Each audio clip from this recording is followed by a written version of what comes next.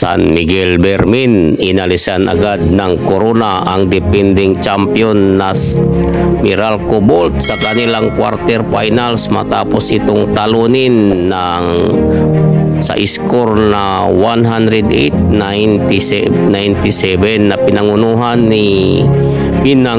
ni The Kraken Junmar Fajardo na umiscore ng 23 points, 15 rebounds at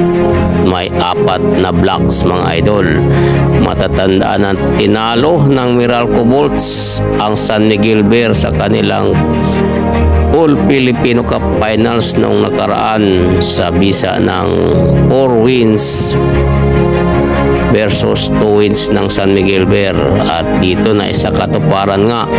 ang kanilang paghihiganti na kung saan ay makakalaban nila sa semifinals ang lumusot din